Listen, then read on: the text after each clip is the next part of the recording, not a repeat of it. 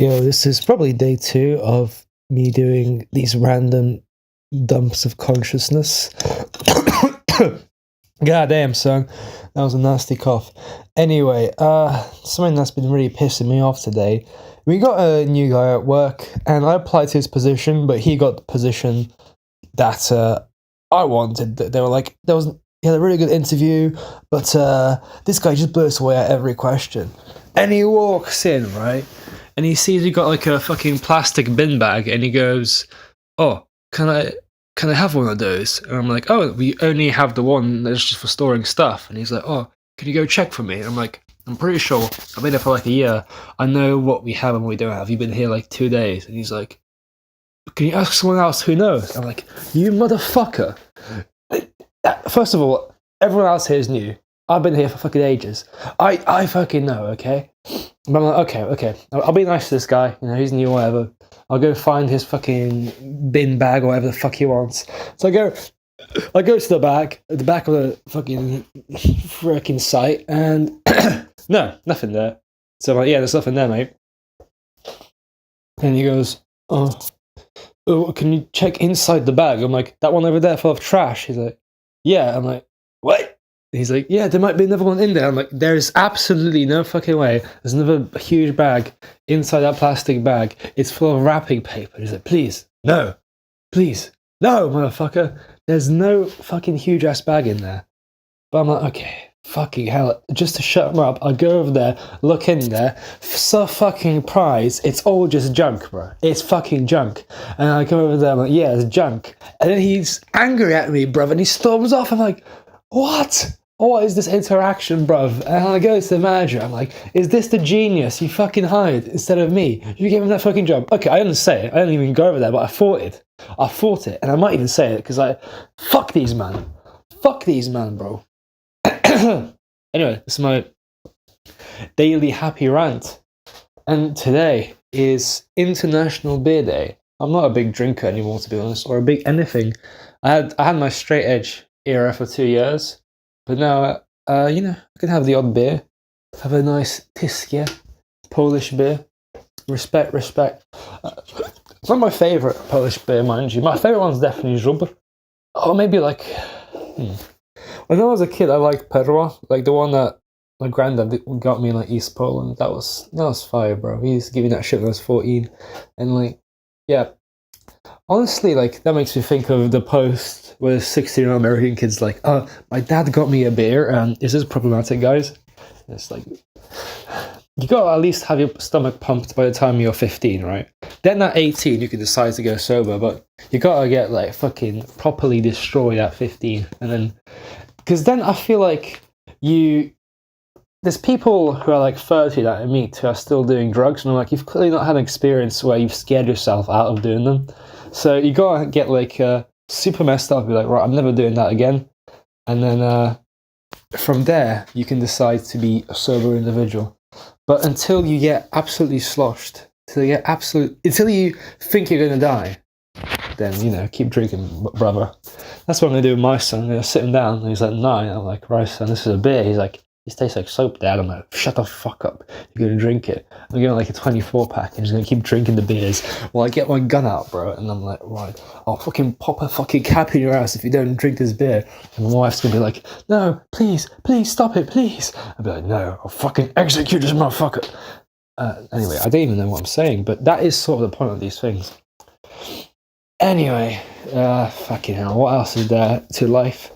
There's not a lot to life, to be honest. I just went on a rant about this guy at work that pissed me off, but yeah, no, I say it's not even that bad, to be honest, because like I'm going for an even higher position as well.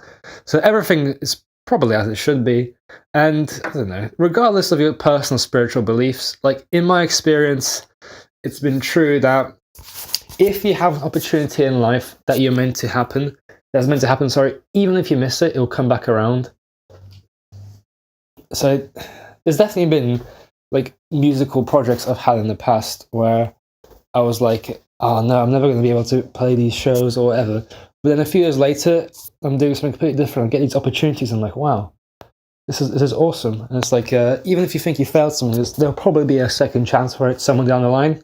Or it might manifest in a way that you might not expect it to. I don't have a specific example at the moment, but just trust me, bro. Source, it came to me in a dream.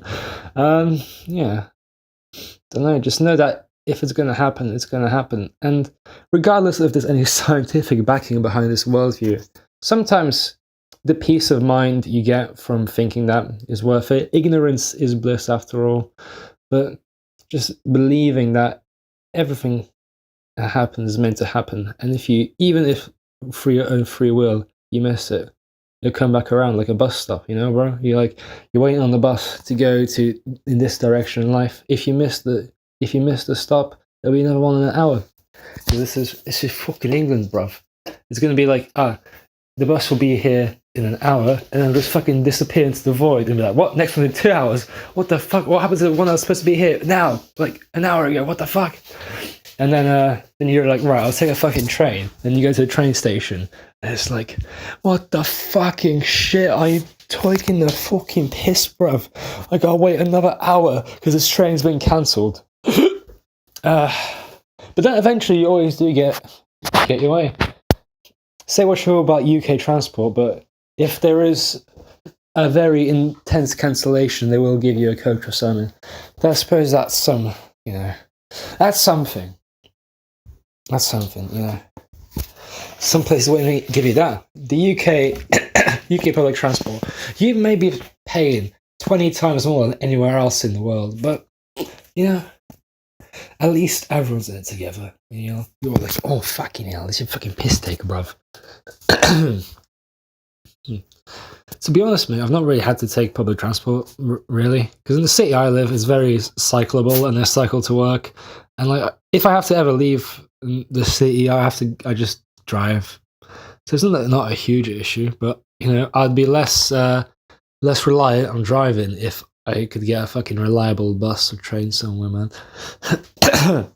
I feel like most conversations in England eventually boil down to public transport and just the fucking shit the government's doing. I suppose it happens all over the world, but it's just to greater and lesser extents. Like, you could be in a developing country and you'd be like, oh, it's much worse over here. And like, yeah, it is. Then you go to Sweden and then man are like, oh, do not go here, it is shit, you'll get stabbed up, it's the worst place in the world. And you go through it, it's like that nice snow-top covered houses, and it's like, you man have never been to Coventry, bro. If you've been to Coventry, you'd let me like, okay, this is paradise, man. Yeah, I'm very glad I'm out of Coventry. Because the other, I feel like a few months ago, I drove down to my old place in Coventry. I can dox myself now because the person who lives there now takes good care of it. Can't hate it. Can't hate on him.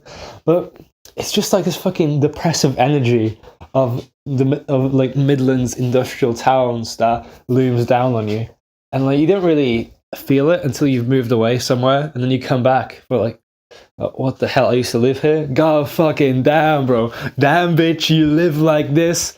Yeah, that's sort of the experience you get. And then I was like, right, I made the right choice moving out of here because I have absolutely no ties. I thought I did, to be honest, but maybe now that the house that I spent a lot of my life in doesn't exist anymore, maybe now it's like, yeah, I got no ties to this place, you're free. Which, you know, I'm very thankful for, because I know I got man in places like rugby, shitholes, bruv, and but they got ties from like family and friends there, and it's like there's nothing holding me back to Coventry. I'm so happy.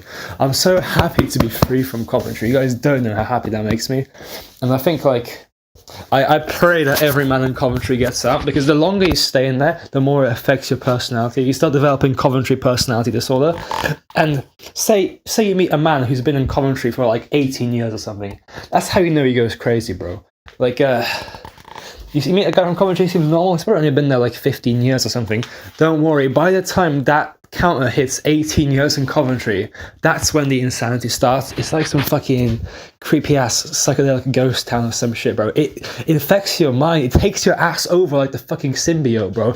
Get out. If you live